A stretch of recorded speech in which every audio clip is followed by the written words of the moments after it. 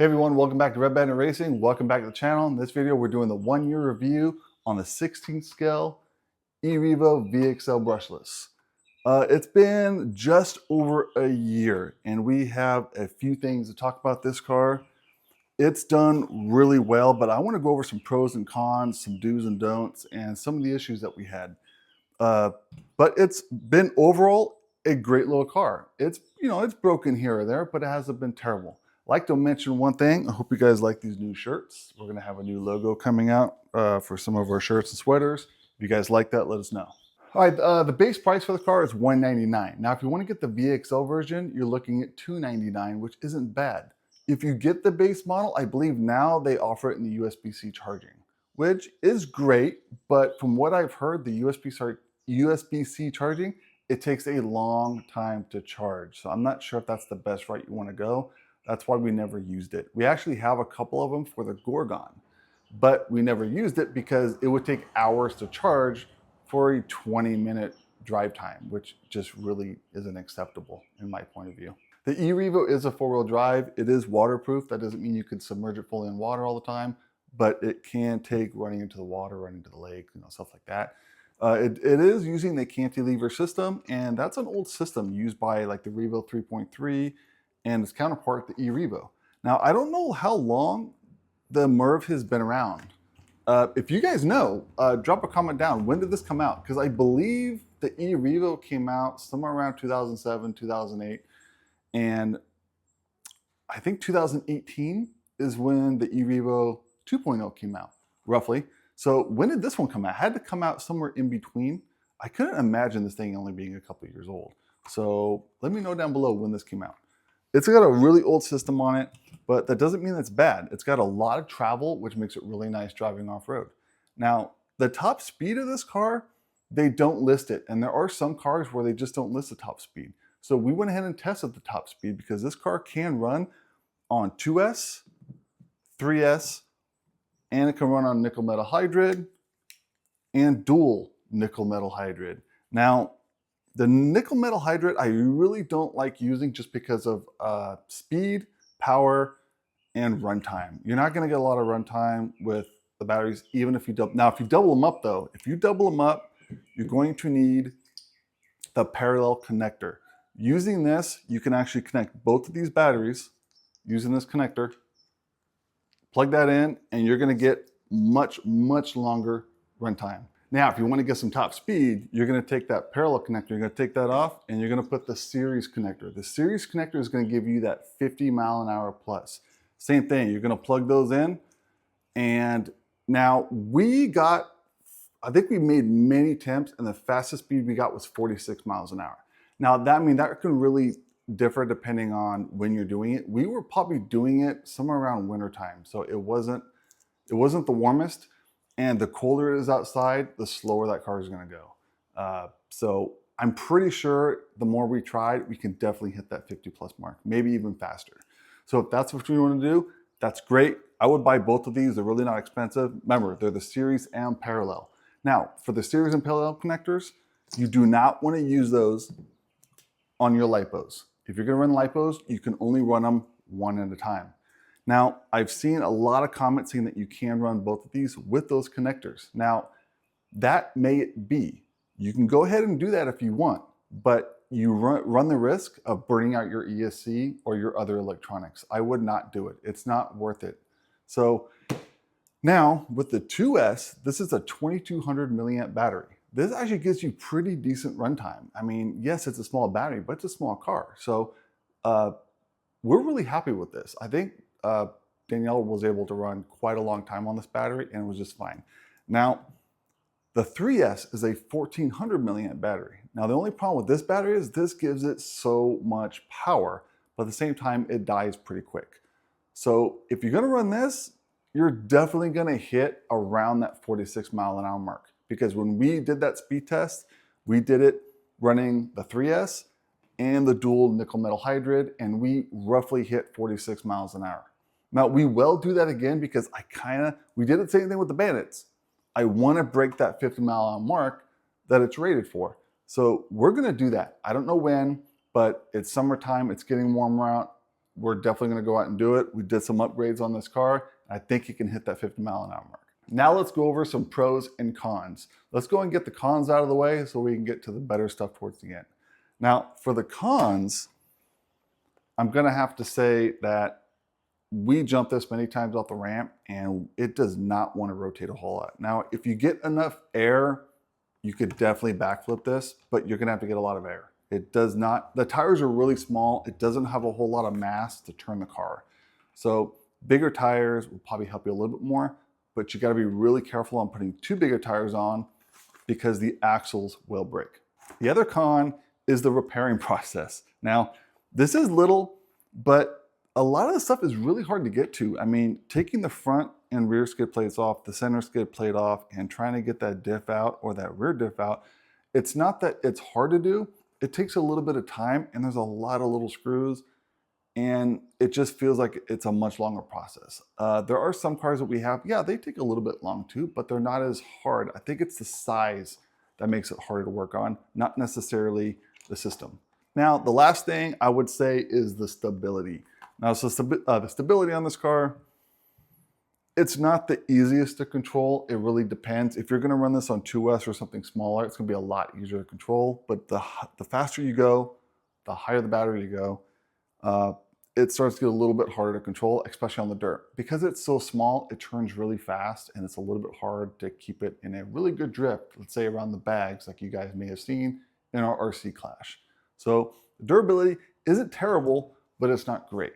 Now, as far as the pros go, it's definitely versatile. I mean, you can take this thing anywhere and it'll work just fine off-road, on-road.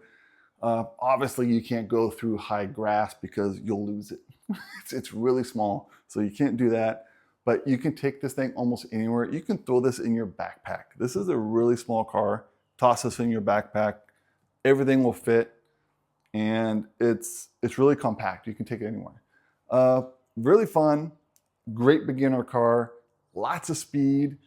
And if you're out there looking for your first RC car, this would be a great one to get. It's budget friendly, it's small, it's easy to operate, and there's a lot of different power options.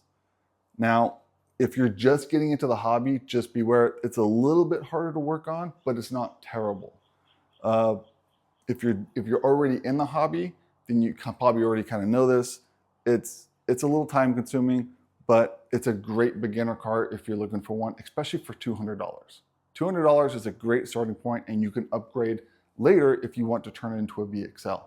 Or you spend the extra $100 and just go right after the VXL, and you can actually run some 2S batteries or even the nickel metal hydride and just kind of get used to it. All right, now let's get into the weak points, and I want to kind of show you some of the issues that we've been having and some must upgrades. All right, one of the things that we didn't exactly break a whole lot, but they definitely popped out, and that would be the axles. The axles pop out of the drive cups a lot, and you have to push them back in.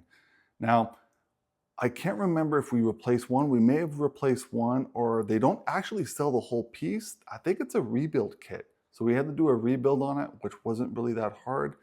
Another one would definitely be the center drive shaft. Now the center drive shaft, the plastic, dirt can get caught in here inside the center drive shaft, and it can break the drive shaft. The dirt and rocks get caught in there, they grind it down, and they end up snapping. I think we went through 2 or 3 center drive shafts before upgrading to the steel. Now the front and rear diffs, those aren't too hard to access, but they are a little bit time consuming. As far as the rear diff goes, that is a definite weak point. You're going to want to go ahead and get an aluminum skid plate, because what happens is that center diff under, let's say, a 3S lipo, under that power, it starts to spread. And as it spreads, the mesh between the ring and the pinion separate, and you start grinding teeth. That has become kind of a big problem for a lot of people. The easiest fix is, once you get this car, immediately go ahead and get the aluminum skid plates. That keeps it locked together, and you won't have that issue anymore. The only other problem that we had was definitely the control arms. The control arms snap extremely easy. The stock ones are very, very thin. It doesn't take much to break them. You're definitely gonna wanna upgrade those. So if I had to recommend anything, go ahead and get the RPM control arms. You won't have any issues with those. We put those on and we never broke it again. As far as the plastic drive shafts, there are no upgrades for this.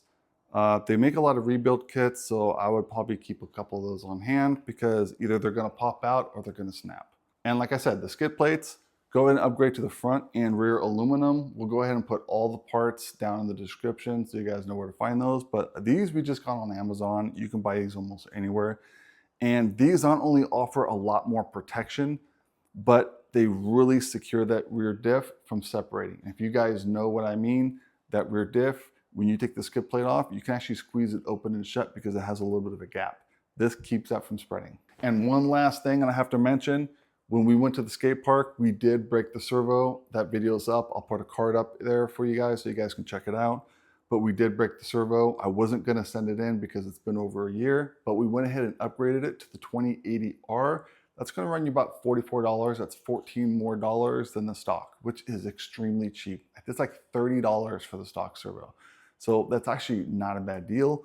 This servo definitely feels a little bit quicker and it feels a little bit stronger, but it's really hard to find the specs on these servos. They don't really offer additional information. So we kind of just went ahead and bought the best one that they had for this car. And now this one's back up and running. We probably won't take it to the skate park anymore because that is extremely harsh on these cars. Now you can take it there, it's extremely fun, but I would probably not go jumping bowl to bowl because more than likely it's not gonna survive. All right, now if you guys are looking for upgrades, there are some upgrades for the MERV. I believe you can get the aluminum links, but there's not a ton. It's not very, I'm not gonna say upgradable because it's upgradable, but there's not a lot of parts that they offer for it. Now, as far as the tires go, these are the stock Talons. Extremely small. This is the black chrome. There's nothing wrong with these tires. These actually are great for high-speed runs. They don't expand a whole lot and they offer a lot of grip. But if you're gonna go off-road, there is no grip. There's no grip whatsoever. We went a couple times to the baseball field and some off-road, went to a track. There's no grip. This thing slides around really bad.